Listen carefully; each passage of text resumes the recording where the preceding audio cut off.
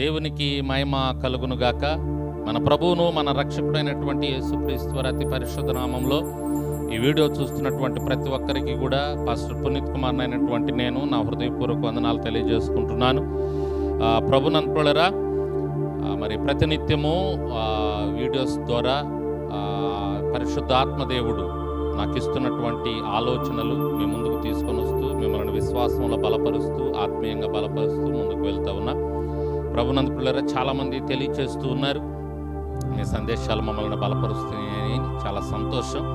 ప్రభునందు పిల్లరా, మీకు నేను తెలియజేసుకుంటున్నటువంటి ఒక చిన్న విన్నపం ఏంటంటే, ఈ వీడియోస్ మీ ముందుకు వస్తూ ఉన్నప్పుడు దయచేసి మీకు తెలిసినటువంటి వారికి, మీ స్నేహితులకు, మీ శ్రేయోభిలాషులకి, మరి మీ ఇరుగు పొరుగు వారికి, మీ బంధువులకి, మీ ఆప్తులకి దయచేసి వీడియోస్ షేర్ చేయండి. వాళ్ళకు కూడా పంపించండి. వాళ్ళు కూడా చూసి బలపరచబడతారు, ఆశీర్వదించబడతారు.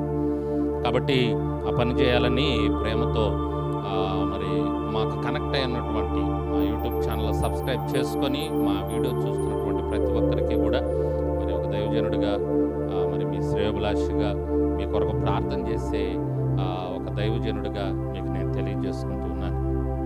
మంచిది ప్రియులారా, ఈ సమయంలో మరొక విషయాన్ని క్లుప్తంగా మీకు తెలియజేస్తాను. జాగ్రత్తగా ఈ మాటలు తీసుకోవాలని ప్రేమతో కోరుకుంటున్నాను. ప్రభునందు ప్రియులారా, అదేంటి అంటే ఒక వాగ్దానం, దేవుడిచ్చినటువంటి ఒక వాగ్దానం లేవియాకాండం 26వ అధ్యాయం 6వ వచనంలో మనం చూస్తున్నాం ప్రియులారా. ఒకసారి మీ దగ్గర పరిశుద్ధ గ్రంథాలు ఉంటే చూడండి, ఒకవేళ లేకపోతే తర్వాత అయినా చూడటానికి ప్రయత్నం చేయండి. మాటలైతే జాగ్రత్తగా వినండి. 26వ అధ్యాయం 6వ వచనంలో, ఆ దేశములో నేను మీకు క్షేమము కలుగజేసేదను, మీరు పండుకున్నప్పుడు ఎవడను మిమ్మల్ని భయపెట్టడు, ఆ దేశంలో దుష్ట మృగములు లేకుండా చేసేదను, మీ దేశంలోనికి ఖడ్గము రాదు. ఓ మంచి సందేశం ఇశ్రాయేలీలకు దేవాది దేవుడు ఇస్తున్నాడు. ఈ సమయంలో మనకు కూడా ఆయన ఇవ్వటానికి సిద్ధంగా ఉన్నాడు.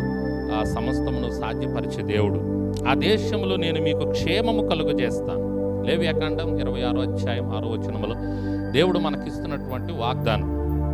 ఈరోజు మరి మీకు కూడా నేను తెలియజేస్తున్నటువంటి ఈ వాగ్దానాన్ని మీరు తప్పకుండా ఈ సంవత్సరం స్వతంత్రించుకోవాలని నేను కోరుకుంటూ ఉన్నాను.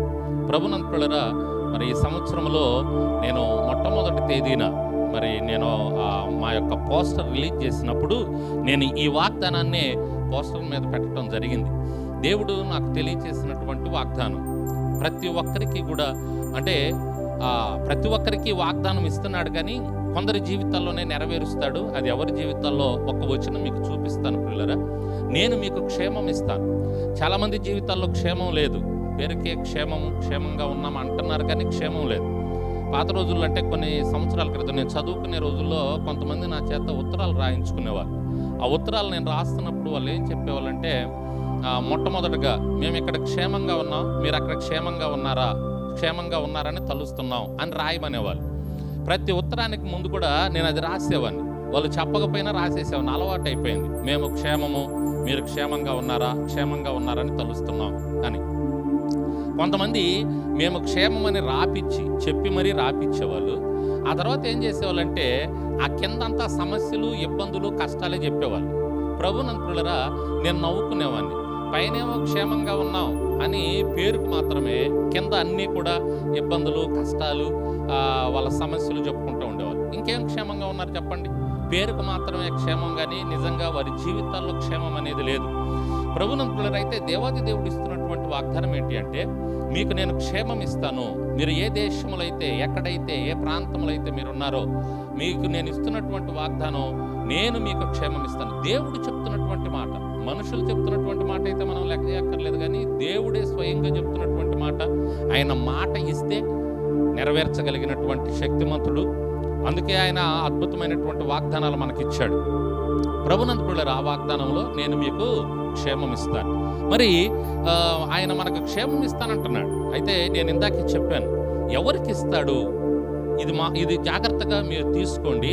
మీకు తప్పకుండా దేవుడు క్షేమం ఇచ్చి నడిపిస్తాడు.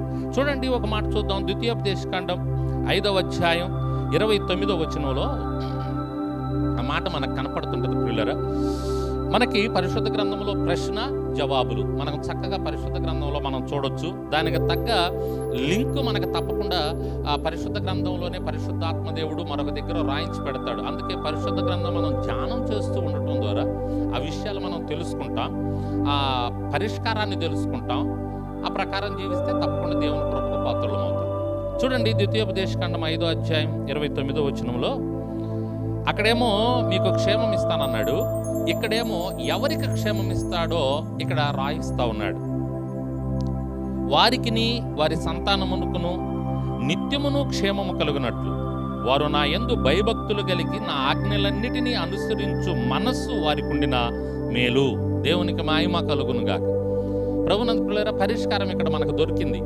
ఎవరికి క్షేమం అంటే నిత్యమును క్షేమము కలుగునట్లు వారు నా యందు భయభక్తులు కలిగి నా ఆజ్ఞలన్నిటినీ అనుసరించు మనస్సు, అది వారికి తప్పకుండా ఆయన క్షేమాన్ని ఇచ్చి నడిపించే దేవుడై ఉన్నాడు.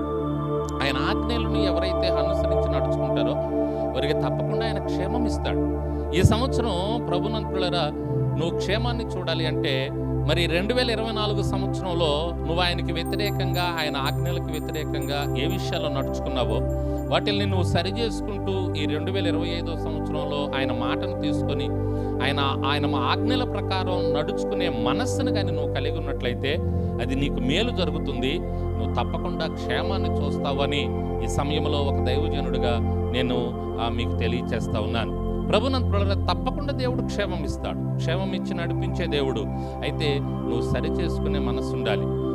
నువ్వు నీ మార్గాలను మరి మార్చుకొని దుష్ట మార్గం నుంచి దేవుని మార్గం వైపు, ఆయన మార్గం వైపు నువ్వు మార్చుకొని ఆ విధంగా నువ్వు ముందుకు సాగేవాడు అయితే తప్పకుండా ఈ సంవత్సరం నువ్వు క్షేమాన్ని చూడబోతున్నావని ఒక దైవజనుడిగా నేను మీకు ఈ వీడియో ద్వారా, ఈ సందేశం ద్వారా తెలియచేస్తూ ఉన్నాను. దేవునికి మహిమ కలుగునుగాక. కాబట్టి మనకు క్షేమాన్ని ఇచ్చి నడిపించే దేవుణ్ణి మీరు ఆశ్రయించండి, ఆయన మాట ప్రకారం నడుచుకోండి, ఆయన ఇచ్చినటువంటి వాగ్దాన ఫలాన్ని పొందుకోండి, దేవుని కృపకు పాత్రులవ్వండి. దేవుడు మిమ్మల్ని దీవించి ఆశీర్వదించునుగాక. ఆమేన్, ఆమేన్.